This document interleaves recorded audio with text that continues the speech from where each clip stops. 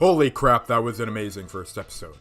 Nearly everything about it was perfect, from the character acting, to the backdrops, to the voice acting, and the singing. Damn, the singing was really good, even though this goofball is singing about stupid stuff. But with the new season comes an entirely new setting. And with the new setting, we get to look at more into the expanse of ReZero's technological world. Spoiler alert, if you've watched my first video, my conclusion may have been slightly off. Now, this newest episode of Season 3 showed us the grand expanse of the architecture in Pristella, and this magnificent chair that we're going to look on later in the video. But for context, to summarize my first video, I concluded based on the style of dress, Roswell's bathroom, light ornaments, and the representation of each of these examples in the anime, that ReZero's world could be placed firmly in the early industrial period. However, I may be mistaken given the introduction of new elements in ReZero Season 3. First of all, even though I regrettably didn't include it in the first video, the architecture of the ReZero world is one of the most telling pieces. I mean, look at it. Anyone with an educated eye on this subject would be easily able to tell what time period it's from. Me not being one of those people with an educated eye. But no one ever got hurt for trying, right? Right? Anyway, the style of Roswell's first and second mansion, coupled with the style of light ornaments I tackled in the first video, are very clearly reminiscent of the Victorian era. Mostly the late Victorian era.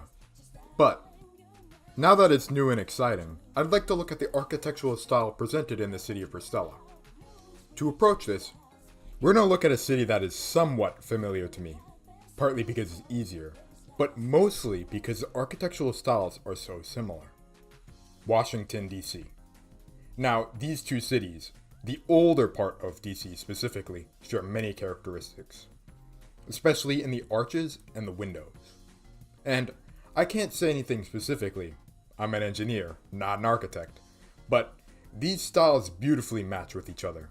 But it's important to note that, as I've said again and again in the first video, we must simply not look at these developments from our point of view. However, the decision to present the world in this style is very intentional, especially with the new season being under the tight supervision of author Tape Nagatsuki.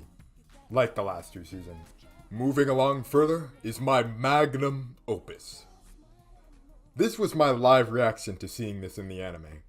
Wait, what? What? Okay, obviously I didn't react like that at the time, but that's my thought process after thinking about it for a while. But really, damn, that helps me a lot. Now, to give me a break to calm down, I'd like to remind you to subscribe to the channel. I'm a big fan of ReZero, and with the new season coming out, there's going to be a lot more content to cover. So, if you like ReZero like I do, I recommend subscribing. Thank you. Anyways, this one chair shows us so much about ReZero's technology. I mean, look at it. It resembles an early electrical mechanical machine, especially with the part that looks like a control panel. Even the way it sounds helps us. Because although it may be powered by magical means, the way in which it's powered magically is more reminiscent of technology as opposed to purely magical items such as meteors. Because its mechanical appearance is just so recognizable as electrical technology to almost anyone, and it helps us understand ReZero's tech scaling. As I stated in the first video, to the ReZero world, magic would be as identifiable as a source of energy as electricity is to us. But we must understand that the most important part of this representation is that it's mechanical, both in the way it sounds and looks, which makes it wildly different from a magical device that serves a purpose, just like the conversation mirrors.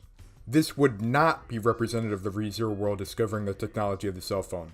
This meteor simply works through magical means, while this chair works through mechanical means, which is possibly powered by magic.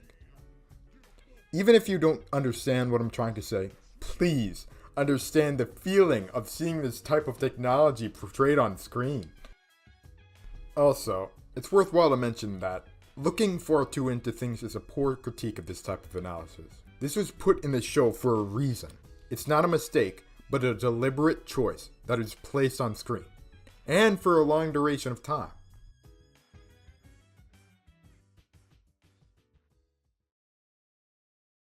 To conclude, given these technologies and how they're presented, I would liken ReZero's world to the modern era, in terms of the game I've been addicted to for 3 years, Civilization 6. To clarify that I'm not saying the actual modern day, as in the information era, to be clear. Although I say Civ 6's modern era, I wouldn't go as far to say that ReZero's world has developed plastics. However, based on new evidence, I'd say that ReZero being in the modern era isn't too much of a stretch. At least, the early modern era. Thank you for watching. As I said early in the video, the channel will be posting a lot more ReZero videos in the future. I may not be the best at analyzing things or putting them into words, but I feel as though I have something important to bring to the table. If you like how I talk, how I write, or how I analyze ReZero, I recommend subscribing to the channel. ReZero is my favorite anime, and with the new season that started just yesterday, there will be loads of more scenes to admire and analyze, so stick around for more. Also, this channel is a team of 2. Me and my co-narrator, Brett. He makes some amazing videos as well, so you should check him out.